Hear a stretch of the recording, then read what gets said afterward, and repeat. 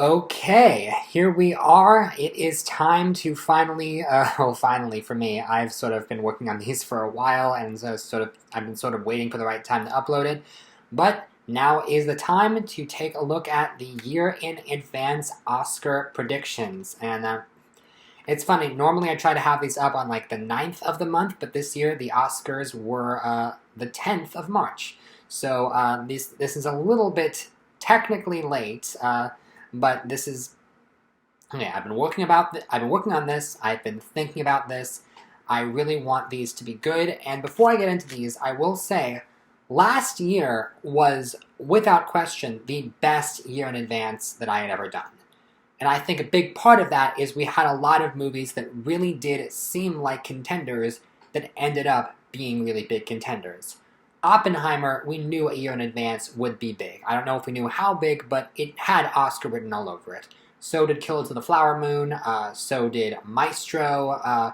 Barbie maybe might not look like an Oscar contender, but if you were reading between the lines and you knew the amount of people that were working on it, you knew that that movie was going to be very big. And so there weren't really a ton of like big Oscar things that everyone was looking forward to that ended up disappointing. I mean, Color Purple, sure, and Dune Part 2 was postponed. But other than that, it was a little bit easier to guess what the big Oscar movies were going to be. Now, this year, there do seem to be some interesting big Oscar movies, but a lot of them could hit and could miss. And the big elephant in the room is that because of the strikes that were happening for a lot of last year, we don't actually know which of these movies will actually make their 2024 release dates and which of them will get postponed to next year. And I think a fair number of them will get postponed. But let's start, as we always do, with Best Animated Feature, my favorite Oscar category. However, this particular year looks to be a little bit weak.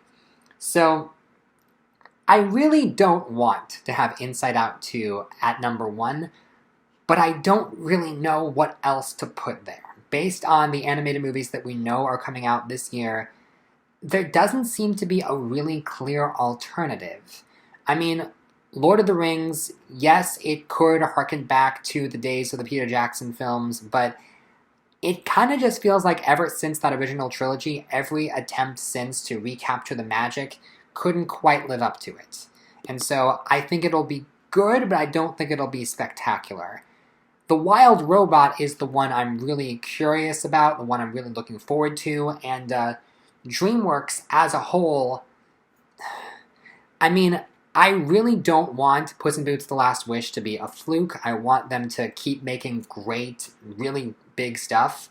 But after stuff like Ruby Gillman and Kung Fu Panda 4, which was okay but not as loved as the first two movies, or even I know DreamWorks didn't make the awful Megamind sequel and show, but they did give the thumbs up on it. They did allow it to happen. So I really want something truly great, and Wild Robot looks like it could be that, fingers crossed. Piece by Piece is an interesting animated documentary that I'm curious to see how that's going to go, but it could go either way. And Orion in the Dark, probably not going to last till the end of the year. I don't know how many people are talking about it now, much less later. But again, look at 6 through 10. There's nothing hugely exciting there. I mean, obviously Moana 2 is Disney, but they've shown they don't always nominate Disney. Like, they don't have to nominate Strange World or Wish, and this movie being a sequel that was announced kind of out of the blue, and it's apparently based on a canceled streaming series that just, it doesn't seem like a recipe for success to me. And the fact that they're also working on a live-action remake at the same time, it just feels like Disney's getting really desperate. So I don't feel like that's going to get nominated. I'd be happy to be wrong, but yeah. And then I don't really know what else could contend, so that's why I very hesitantly have the top 5 that I do. And I'm really, really hoping that Inside Out 2 is good, but something tells me we're not getting back to a Pixar win for this one. I think they're taking a break from awarding Pixar, and I don't think they're going to give it to them for this one. So, we'll have to see what happens. Best sound. Okay, so here's where I start describing the movies that are going to be top contenders. So obviously, Dune Part 2 is a top contender. This is the one that's been seen, this is the one that everyone loves, and it's weird. Normally you don't have a movie come out in March that ultimately ends up being a top awards contender, but Dune, this is a movie that was supposed to be a top awards contender last year, and now that it's here, everyone's just falling right in line and being like, yep, this is going to get nominated across the board. Sound, most certainly. And, I mean, some people are going all in, saying that this could win the picture. I think we have to be a little bit patient on that. It is the first big thing. But certainly it's going to last through the end of the year and get a bunch of nominations in a lot of tech categories, to be sure. So now, okay, the next one I have is Blitz. And this one is, we don't know a whole lot about it, but it is a World War II drama starring Saoirse Ronan and directed by Steve McQueen.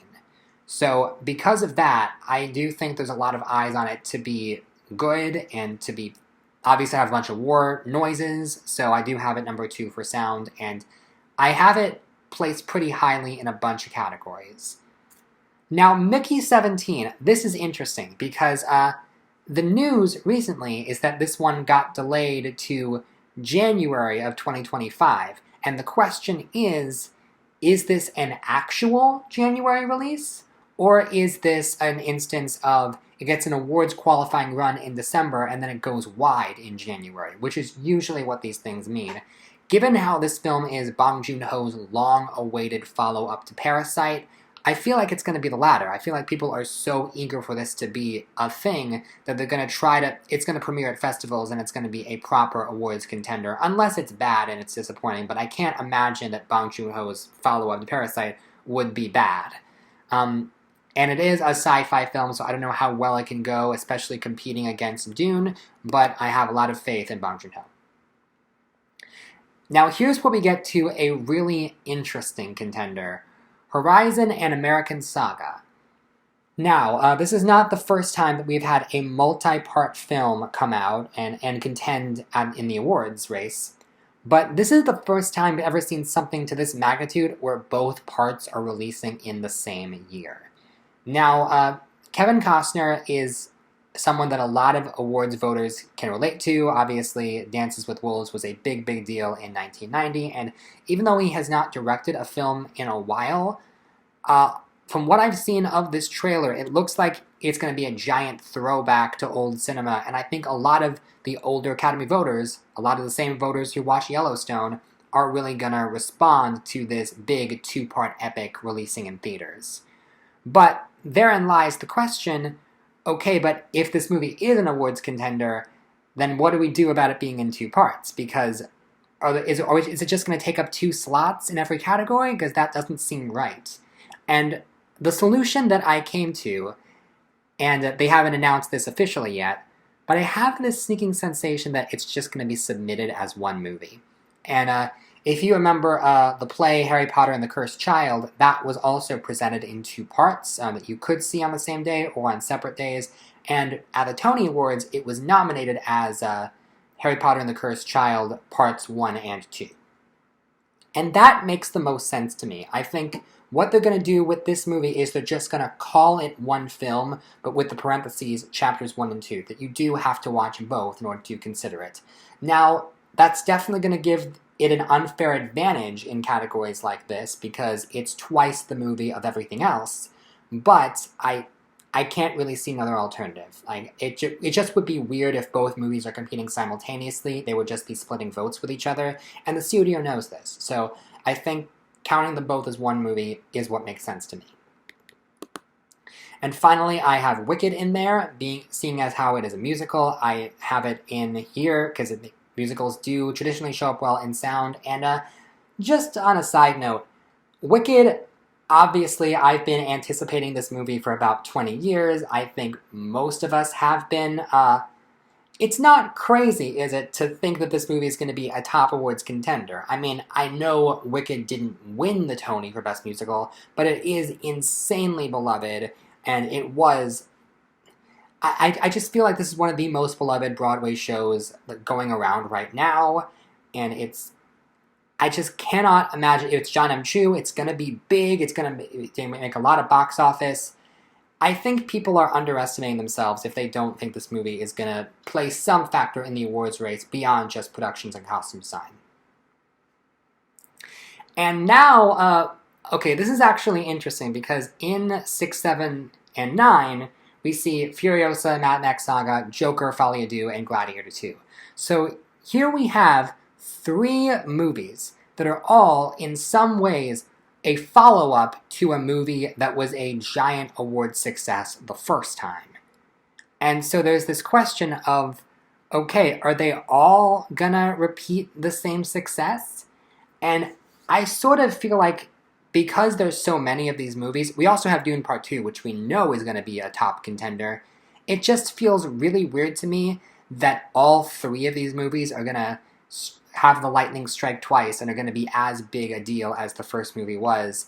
And so a lot of people are very excited, obviously, for these movies, especially Joker, but I don't have these movies doing terribly well. I think they're all going to, in some way, shape, or form, split that nostalgia vote with each other. Even though Furiosa and Joker are not that old, it just feels weird to give more points to a movie that everyone loved the first time. Maybe if there was just one of these movies contending, but there's technically 4 of them with Dune, and we all know Dune is going to go far. So, for that reason, I am keeping an eye on these movies. Like, they definitely could be as successful as the first one, but I'm not counting on them to be. And then Megalopolis, I have 8 here, but is definitely a top contender in plenty of other categories because that film is Francis Ford Coppola's long-awaited return. This is a movie he's been trying to get made for a very, very long time. And true, like Kevin Costner, he hasn't done a lot of directing in the past few decades, but he's serious about this one, and fingers crossed that it's a grand return for him. Best Original Song is historically very, very difficult to predict a year in advance. However, this year we may already have a clear frontrunner because Diane Warren is doing a song for a documentary about herself. And as much, you know what? I think the Diane Warren nominations that happen every year, it was cute at first, and then it started to get really irritating, especially because she's, for the most part, taking slots away from more deserving songs. And so I really do feel like this year we're just going to be like, okay, fine, Diane, here's your Oscar.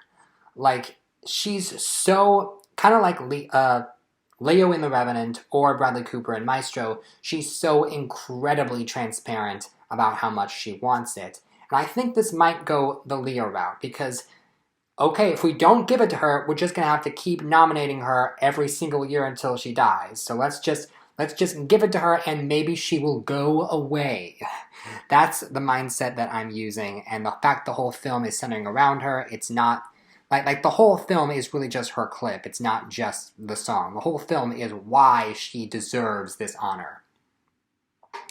So after that, Wicked and Joker, both musicals. Wicked, it's been confirmed that there will be new songs, although, technically speaking, we have not had an original song written for a pre-existing musical nomination since Suddenly for Les Miserables, so maybe this isn't very likely, but I feel like I can't not predict it because I'm predicting it to do so well everywhere else, and we know there's going to be original music. Joker, Folly Ado. I believe this is actually the only nomination I'm predicting for Joker, and I put this nomination out. I actually put on the Gold Derby forums what my predictions are for this year in advance, and people really chewed me out for not having Joker on, and for having Wicked on as much as I am. Because maybe I'm showing my bias, but a lot of people are showing their bias for Joker and for Lady Gaga and specifically. Yeah, but I'm just going to move past that. One thing I have noticed about this category is when you're predicting a year in advance, you can go for the animated movies, you can go for the musicals, but if there's one genre that more likely than not will have a song in it, it's the sports genre. So Flint Strong and Challengers, I think, are both very likely to contain songs, particularly Flint Strong, because it's very inspirational in that regard. And Horizon, I just feel like something that epic is going to have some sort of end credits number. And there's not really much more to say about that. Amelia Perez, I know, is a musical, but I don't know how well the Academy will respond to that. And Sing Sing, obviously there's singing in it. I don't know if there's an original song in it. No one's mentioned that, but it's, I think, going to be a top contender in some other categories. As we'll see, it was a really, really big deal at last year's Telluride, I think. Best Original Score. Okay, so Kinds of Kindness is the new Yorgos Lanthimos movie, and I'm a little bit unsure how the movie's going to do overall because it is apparently an anthology film, and it's one of those movies where different actors are playing different roles, and I don't know how well it's going to do in most categories, but I believe Thomas Newman is doing the score. And I just can't help myself. I'm like, you know what? If you do go for it, if you do go for Lanthimos, at least give it to Thomas Newman. Because I don't know if Zimmer is winning again for Dune Part 2. And the other movies, I don't know if they have really... I don't know what their composers look like. I have Blitz, Mickey 17, and Horizon. This is one category where Joker, if people love it, it can definitely show up because it's Hilda returning and it's an actual musical. But I'm not sure. Conclave is the Edward Berger's follow-up to All Quiet on the Western Front, and it's the same Oscar-winning composer for that film, so maybe keep an eye out for that one, although I don't know how well they're going to embrace it overall. And then the Nickel Boys. Okay, so I'm putting it here for score for now, but keep an eye on this movie because it shows up in other categories. The book, The Nickel Boys, is a Pulitzer Prize winning novel that I think is one of the most critically acclaimed novels to come out of the last decade. So I'm really, really looking at that to be a big awards contender across the board. Best visual effects is obviously going to be Dune Part 2. This is one of those that we can call right at the top of the year. Nothing is beating it. You know, I feel really bad because when I saw there was a trailer, if they were making a new Planet of the Apes movie, I was like, is this going to be a plot to finally win the visual effects Oscar that the first three films never did? And maybe that's what they were thinking, but then Dune Part 2 got pushed to the same year as Apes, and like, dang it, you were so close. Maybe if there was a way you could have pushed Kingdom of the Planet of the Apes to the previous year, then you'd have your Oscar. It's just so... This franchise has the worst luck. No matter what they do, they can never, ever win. And we're just going to have to go a whole year with them losing.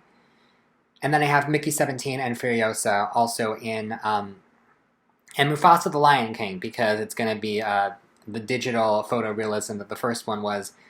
It's funny, when I was initially going through my predictions, I was like, do I not have an animated movie getting nominated outside of its designated category for the third year in a row? But then I was like, oh wait, Mufasa the Lion King, it's technically an animated movie, so at least we're moving somewhat in the right direction, which is not great.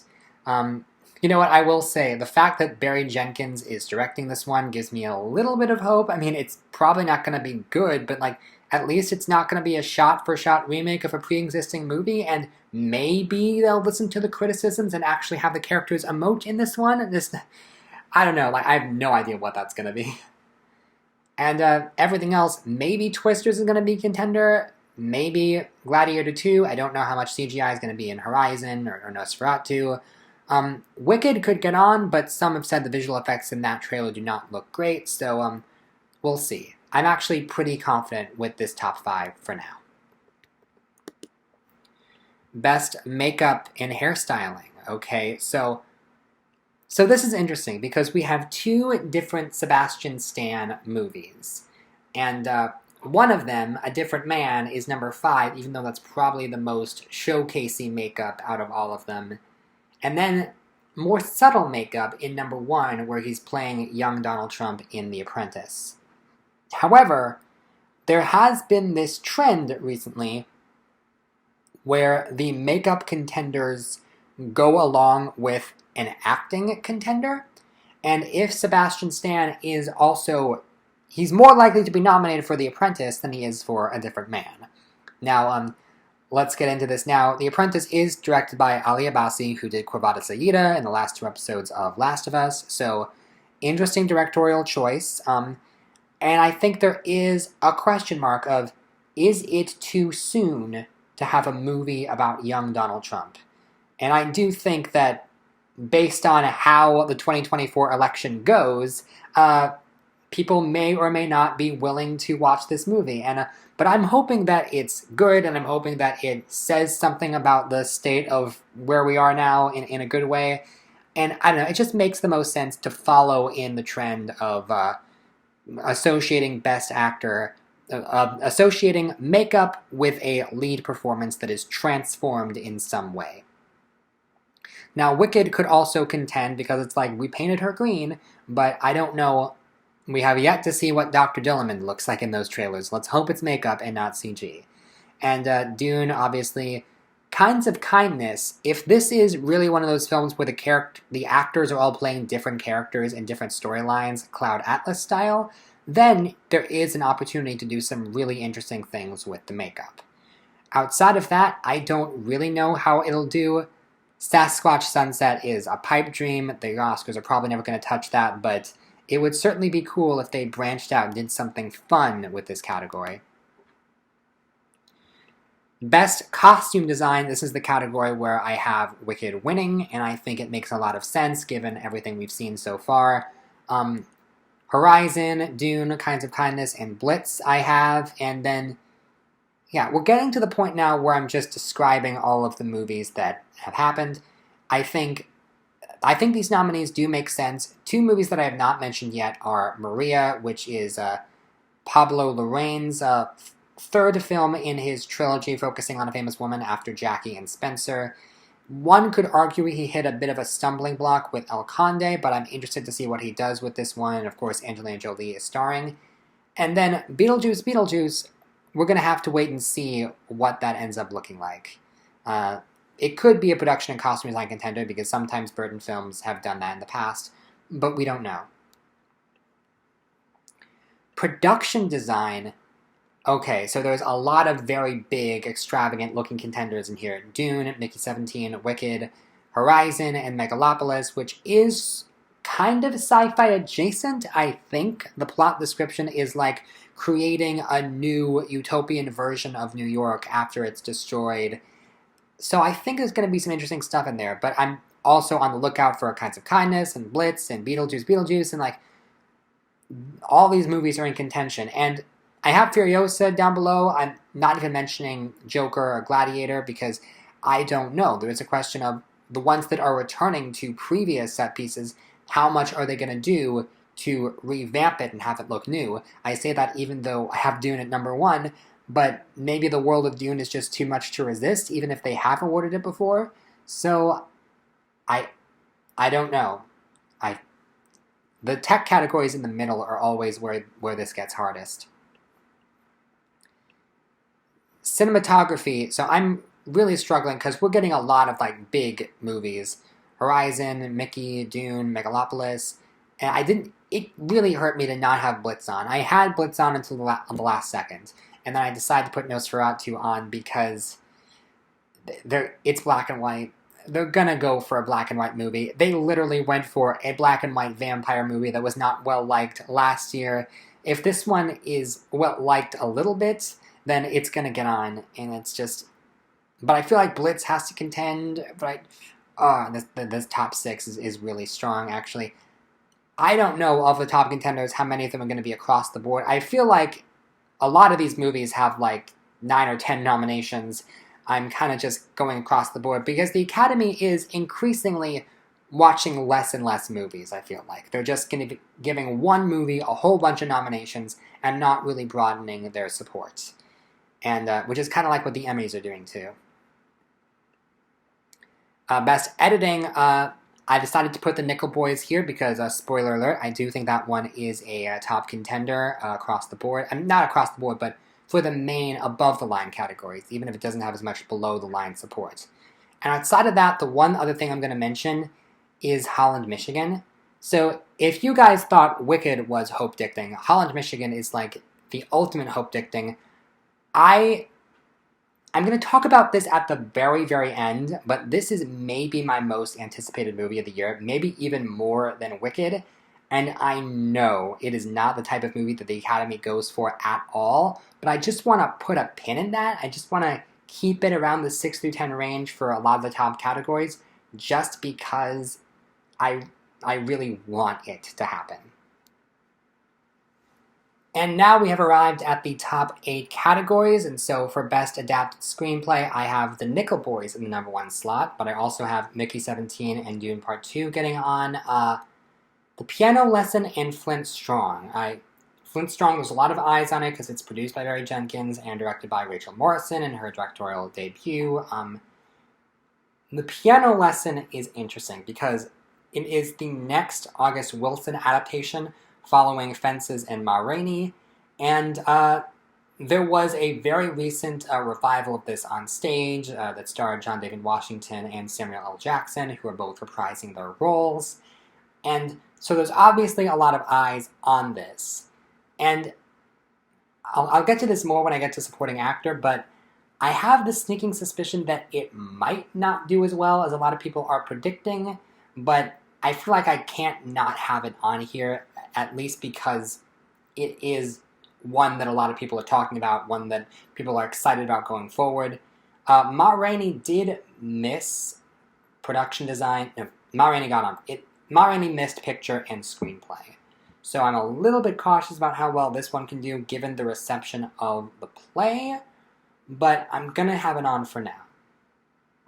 Now, Joker's there, obviously.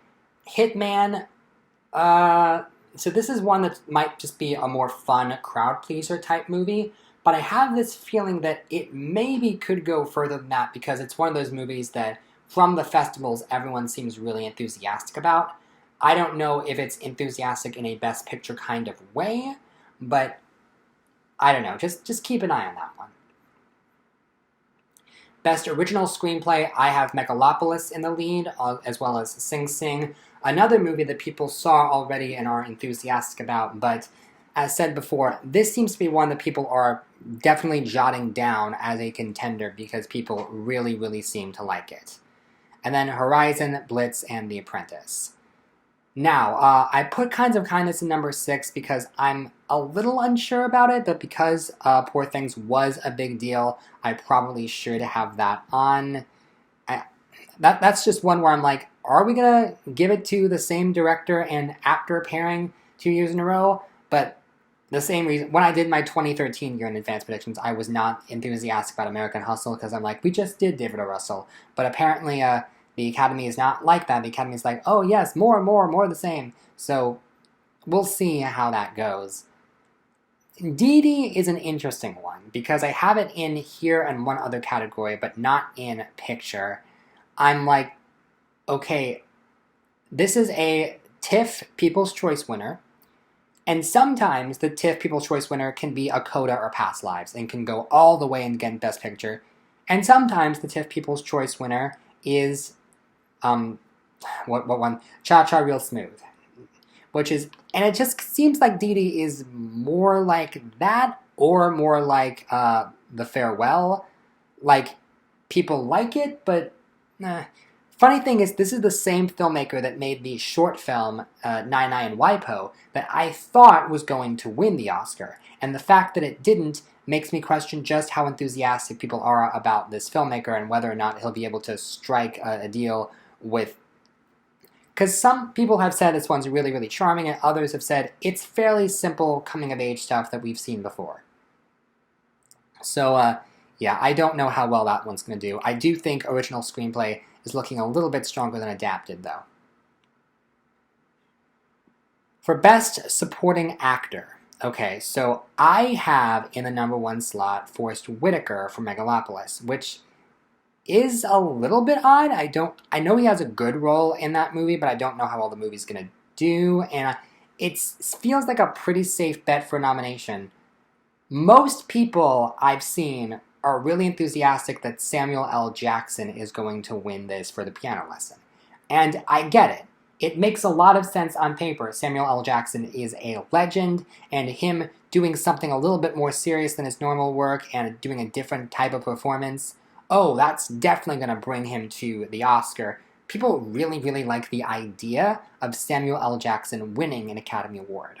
But I'm just going to put a pin in that because Samuel L. Jackson just played this role on stage, and he was Tony nominated for it, but people in the Tony community, I noticed, were not super enthusiastic. They were like, yeah, he's good in it, but it's not, oh my god, we must reward this. And the Tonys, for as much as they have their favorites too, they also like giving it to a movie star every now and again, and if Samuel L. Jackson had been really incredible in the stage version, then I could have seen him winning for that, but he didn't.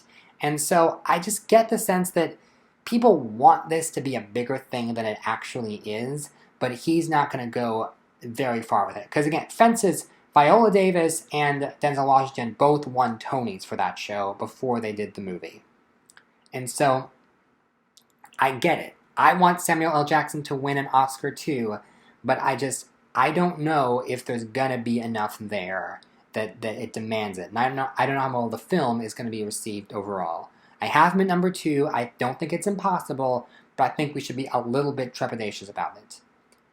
Now, Clarence Macklin is someone who people are already raving about as soon as the film was seen, and so I've definitely got my eye on him. Jeremy Strong and Steven Yeun are both people who have done very well on TV shows recently, with Jeremy Strong in Succession and Steven Yeun in Beef.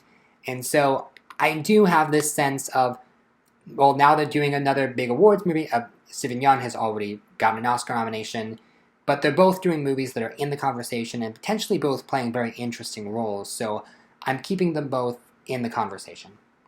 Now, I mentioned Holland, Michigan earlier, and I will say, if that movie is a contender anywhere in this awards race, I would expect it to show up for Matthew Macfadyen. He's also was on Succession, just won an Emmy for it, is a big enough star who's never been Oscar nominated, and is playing what appears to be the most interesting role in Holland, Michigan, from what I've heard.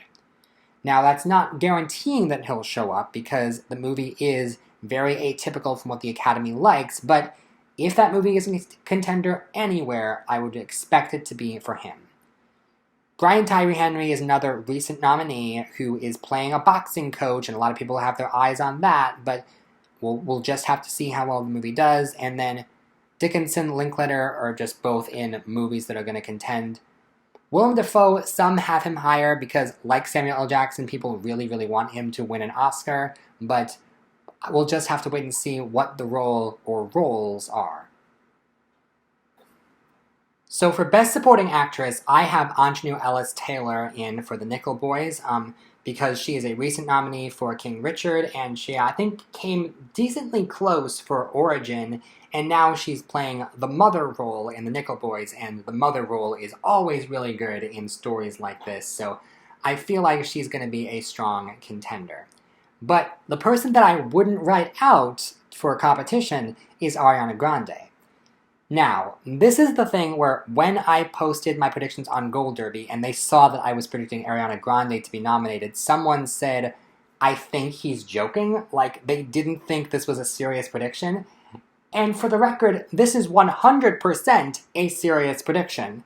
Like, I don't know if you've ever seen Wicked, but that is a really, really strong role, and yes, it is a co-lead of a role, but you know the Oscars are going to category fraud her to supporting, and I think it's going to be... Ariana Grande has talked about how she's been training to do this role for a decade, how she's been building to this role, and I feel like she's going to blow people away. She's going to get popular, she's going to sing the number popular in this first film, and I just feel like she's going to really surprise people. It's Glinda. People get nominations and wins and notices for playing Glinda. So, yeah, not a joke. Not kidding around. I am predicting Ariana Grande to be nominated. I'm also predicting Sienna Miller to be on because Horizon does seem to have a very big cast, but she seems to be playing the wife role, I think. Or maybe the daughter role. I feel like she's quite a bit younger than Kevin Costner, so I hope it's not the wife role. But she's very prominently featured in the trailer, and she's second billed, so I think she's going to have a solid role in this. And then there's Danielle Deadwyler.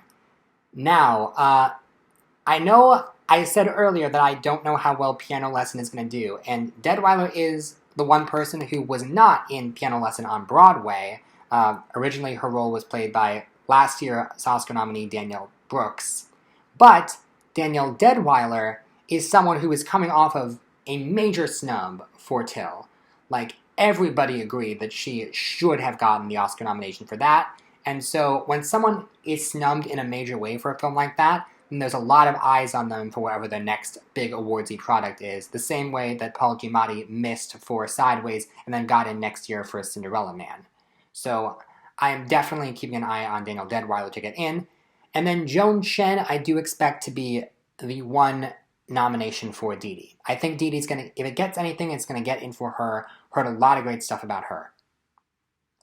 And everyone else, we don't know. Maria Bakalova is playing Trump's first wife in The Apprentice. I don't know how serious or funny that role is going to be. And Rachel Sennett is coming off of a pretty big boost with Bottoms and with Shiva Baby. And it does make sense she'd be working her way towards a nomination like this, but I don't think her role is as big in the film as I initially thought. Toni Collette, we're all waiting for it to happen for either Mickey 17 or Juror Number 2. We don't know. Michelle Yeoh, if they really love the movie, she is a previous winner, but it's not like Madame Morrible is the most Beatty role. Maybe that's the new song. Maybe they've added a new song for her to sing. And Judy Greer, I don't know. Now, for Best Actor, I have decided to put Colman Domingo in the number 1 slot. I don't know how far he can actually go, but he is a previous nominee from just last year, and people really, really do love this movie and him in it, so I'm just going to slot him in number 1 for now. We don't know how Beatty, Pattinson, and Driver are going to be in their movies, but I do really like the idea of Pattinson having an Oscar nomination just a few years after Kristen Stewart got hers to show the world, hey, these were never bad actors, they were just handed bad scripts. Adam Driver should be on good track to get his 3rd nomination. He's also very, very good, and we'll see what the role is like. Sebastian Stan, now this is the one that I'm kind of split on. I'm like, can you get an Oscar nomination for playing young Donald Trump? There's going to be a lot of eyes on that performance, and it could very easily fall flat. But I trust Sebastian Stan. I think he's a great actor, and I have faith in him to pull this off. And then Kevin Costner, as the face of the movie, he's also directing. It makes sense that he would get on. Now, of course, I am leaving quite a few people off, including Joaquin Phoenix.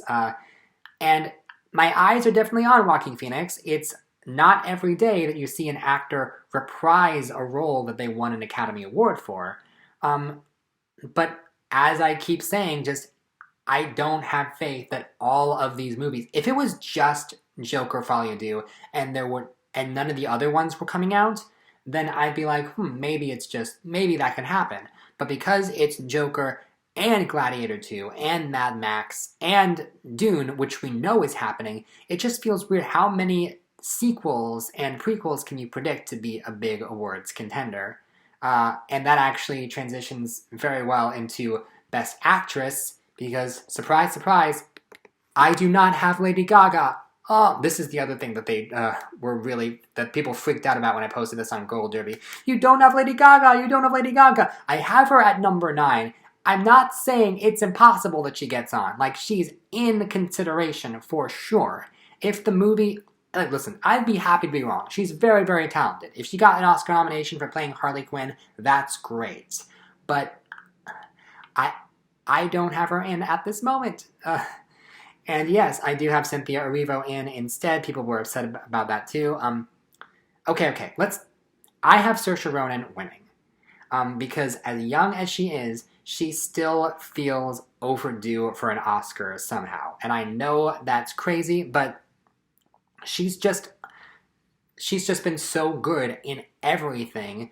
And it's been a while since Little Woman. It's been a while since he had a really, really juicy part. And Steve McQueen is going to give her that. And I really want her to win an Oscar. And it makes sense that she would win for a movie that's big, like I'm predicting Blitz to be. Nathalie Emmanuel, I'm not as familiar with her career, but if Megalopolis is going to be a top contender, then she's definitely in.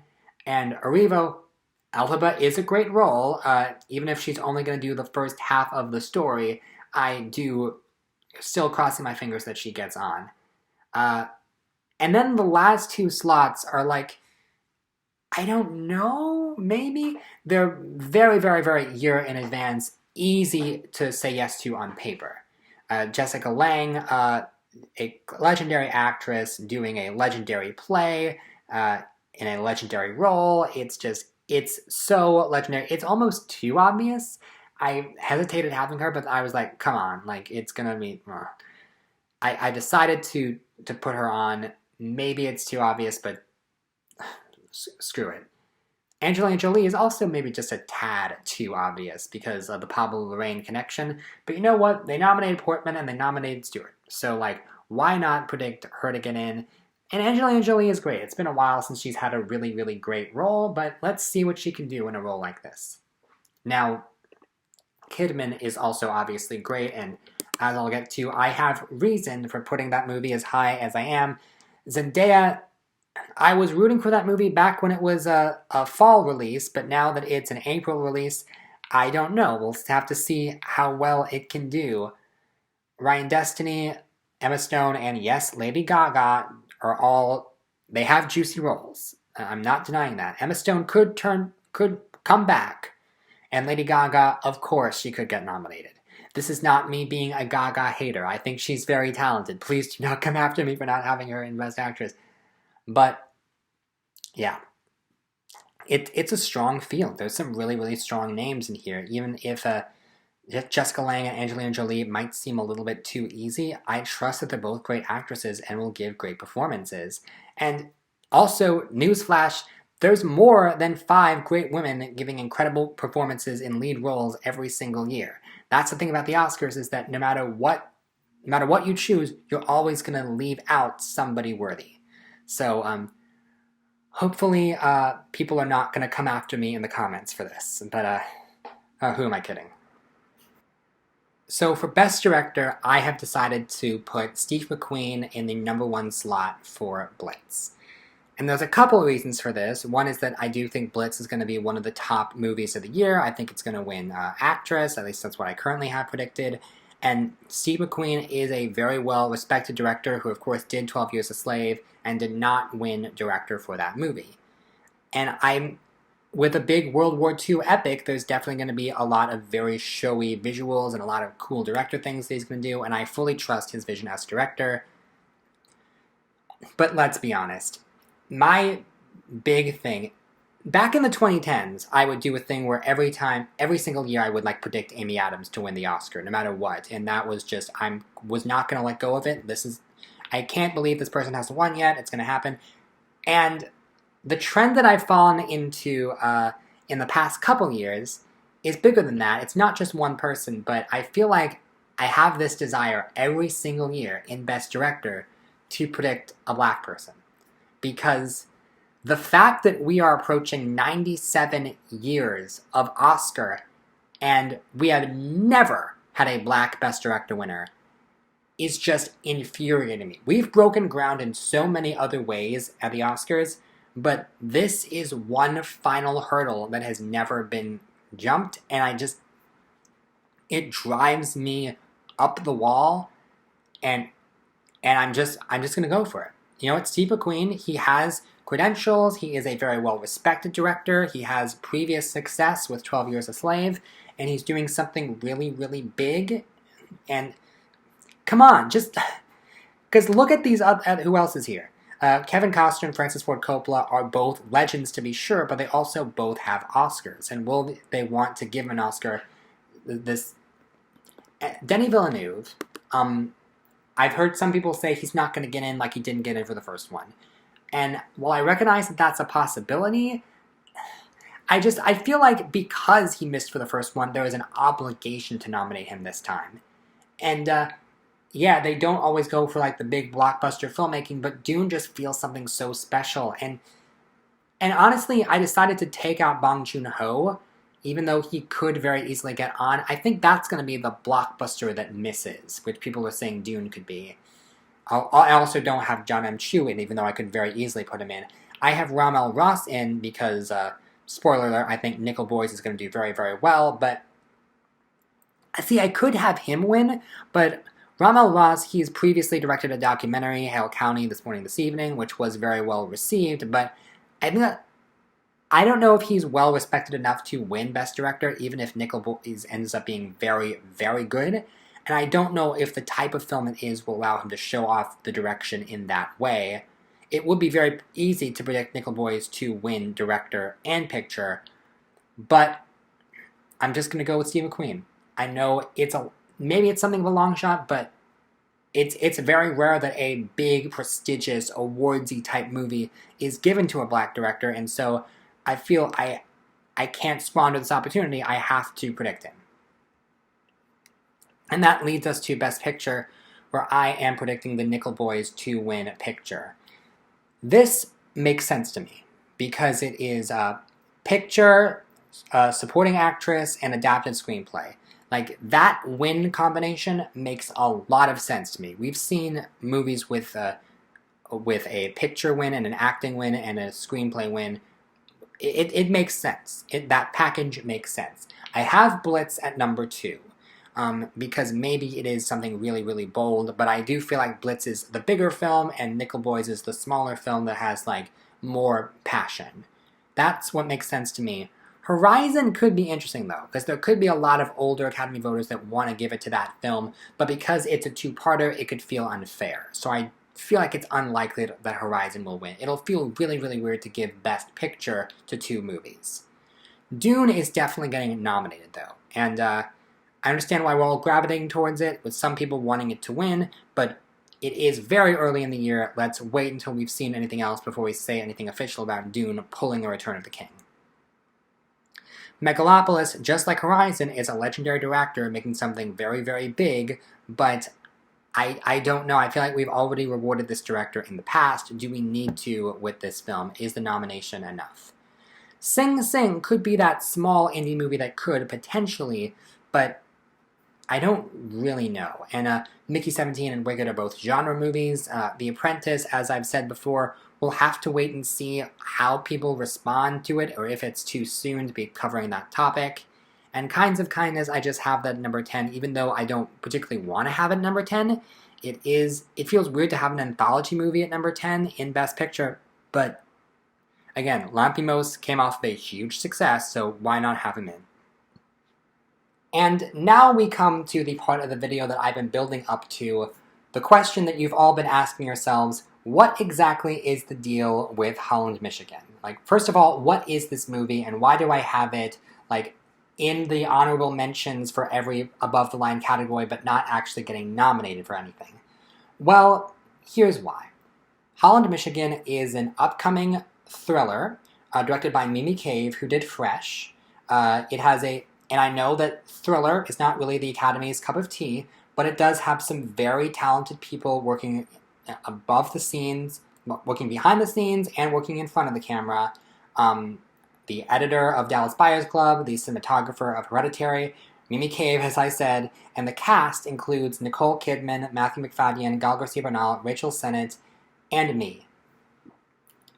I finally get to say this. I've been holding this back, but I'm in this movie. Not as like a major role or anything. I am a background actor in this movie. I am in the background of 2 scenes, because this movie shot parts of it in Holland, Michigan, but also parts of it in Nashville, and I was there. When this movie is coming out properly, then I will do a full video breaking down my experience on this set, but this was one of the greatest experiences of my life. I've been a huge fan of cinema for as long as I can remember. I've wanted to make movies, I've been to film school, and now getting to be on a film set and getting to act on a film set, getting to act while standing 6 feet away from Nicole Kidman, will always go down as one of the greatest experiences of my life. And so I am so grateful for this experience. But here's the kicker. Because I got to be on a film set, because I am a part of this movie, I feel like I have to endorse it and promote it when I'm doing my awards predictions. However, based on everything I know about the film, it is not the type of movie that the Academy would ever touch because it is a thriller. It goes to some pretty dark places, and the Academy does not generally gravitate towards movies of that genre. Gone Girl was one of the best received movies of that year, and it only got one nomination.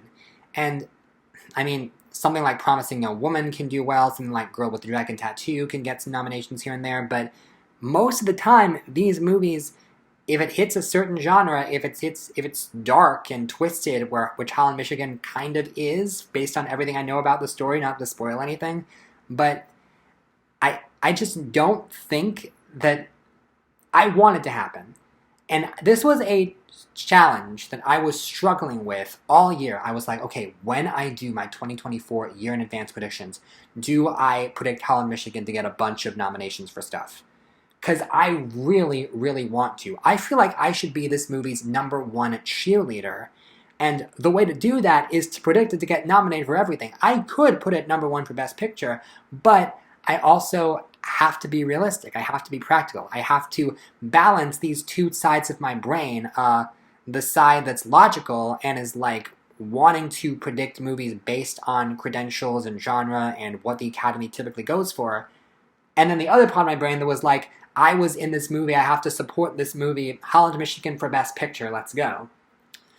And so this is the compromise, to have it number 15 for Best Picture, to have it in the 6 through 10 range of several categories, to just acknowledge that this movie exists and it's probably not going to get nominated for anything, but nothing would make me happier. And so yeah, when all of you say I'm biased because I don't have Joker 2 in, when all of you say I'm biased because I have Wicked getting in, just to let you know, I could be way more biased. If there's ever a movie where I had earned the right to hope dict it, it would be Holland, Michigan, but I'm ultimately not going to have it nominated for anything. That shows you the level of restraint I am working with here. And so, yeah, thank you very much for watching this video. I'm going to try to do more stuff besides the typical monthly prediction videos. I'll let you know what that is when I'm ready for it. But, yeah, thank you so much for watching, and I will see you later. Bye.